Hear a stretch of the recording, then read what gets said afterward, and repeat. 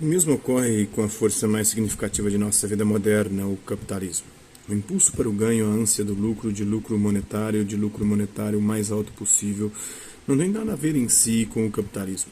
Esse impulso existiu e existe entre garçons, médicos, cocheiros, artistas, prostitutas, funcionários corruptos, soldados, ladrões, cruzados, jogadores e mendigos, ou seja, em toda espécie de condições de pessoas. Em inglês no original, all sorts and conditions of men.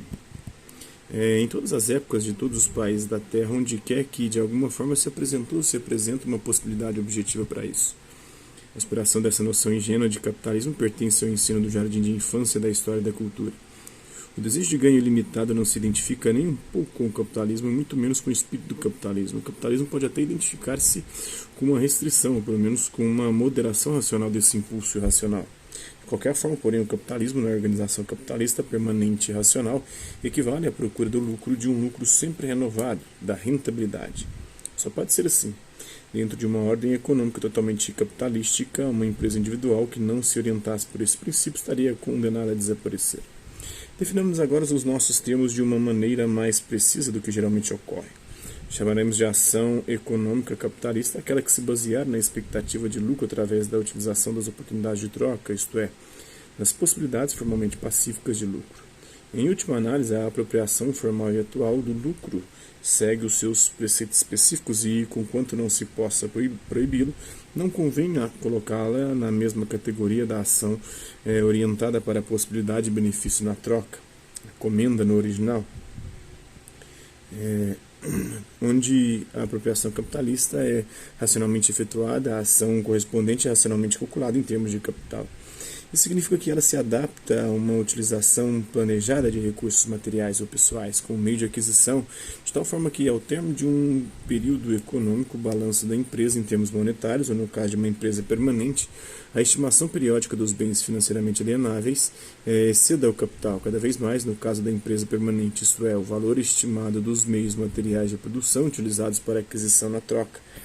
Isto vale tanto para a quantidade de mercadorias confiadas in natura a um caixeiro viajante, cujos proventos poderão ser outras mercadorias in natura, como para uma empresa industrial, cujos componentes envolvem móveis, máquinas, disponibilidade em dinheiro, matéria-prima, produtos acabados e semi-acabados, todos contrapostos a débitos.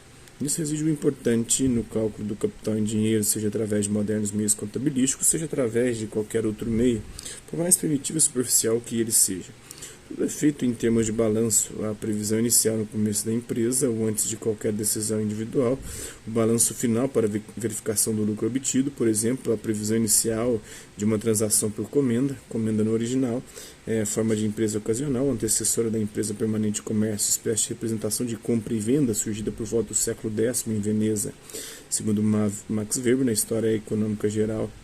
Tradução de Manuel Sanches Sade do México, na Fonte de Cultura Econômica, página 198 e 199, e também Henri Pirenne, História Econômica e Social da Idade Média, a tradução de Salvador Echevarria, México, 1960, Fonte de Cultura Econômica, páginas 21 e 93. Pode ser a constatação do valor monetário dos bens transacionados, enquanto esses não assumirem forma monetária, e o seu balanço final pode equivaler a uma distribuição do lucro ou das perdas ao término da operação. Na medida em que as operações são racionais, toda ação individual das partes é baseada em cálculo.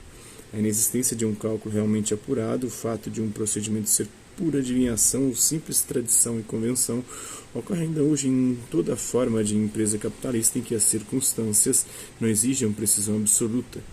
Esses fatos, entretanto, pouco afetam a racionalidade da aquisição capitalista. Então, esse é um pouquinho da obra, da introdução da obra Ética Protestante, o Espírito do Capitalismo, do Max Weber. Espero que vocês tenham gostado do vídeo. Quem curtiu, dá um like. Quem não curtiu, dá um dislike. É isso aí. Hasta lá vista e até a próxima.